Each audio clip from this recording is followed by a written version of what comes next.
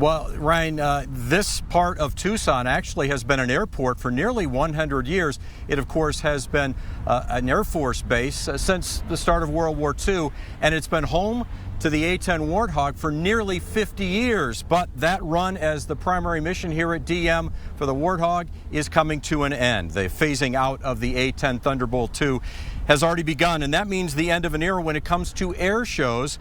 The A-10 demo team actually shows off the capabilities of the aircraft at air shows around the country. It's based here at Davis-Monthan. They have flown their final flight, the demo team performing their last air show this past weekend in Florida. Pilot Major Lindsey Johnson, callsign MAD, shares her thoughts on the end of the demo team.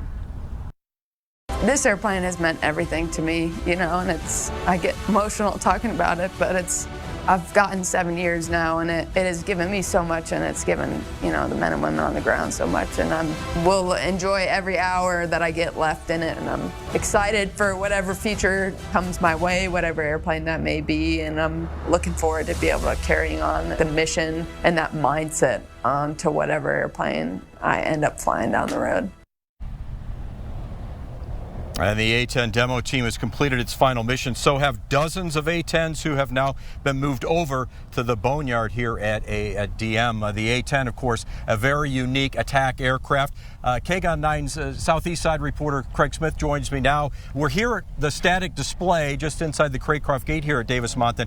A-10, just a terrific airplane. We're going to talk more about that at 6 o'clock as well. But you're here to talk about what comes next. Well, really, yes. Every time the Air Force started talking about retiring the A-10, community leaders started worrying that the very large economic impact of this base would begin to shrink. Now there's a lot of optimism about the Air Force proposal to bring a special operations wing to Davis-Monthan. It would mean different aircraft, and the prediction that instead of shrinking the amount of people here, the workforce would grow by more than 1,000, and there'd be more than 1,000 dependents added. Now, the secretive nature of special operations means some of those airmen may not be able to say much about what they do. But Colonel Russell Geeling says they will still be a part of our community. So on the one hand, they're going to be very similar to the folks that have currently been at Davis-Monthan with Air Combat Command. Slightly different experiences maybe in the ways they were brought up, but still going to come with their families, still going to want to be parts of the community. Now, setting up that special operations wing at DM is still a proposal that probably will not be decided until next summer. If approved, you'll see more than an influx of people. There will be some new construction required, and that could add jobs to the local economy. Now, we went to a hearing on this special operations wing proposal last night, and they reminded us it's still not an absolutely sure thing, but the backers are very optimistic, and there are still other missions here at the base that will keep it a lively place to be, like rescue operations and also some special electronic warfare aircraft. Yeah, so still busy base, regardless of the A-10 retiring at this point.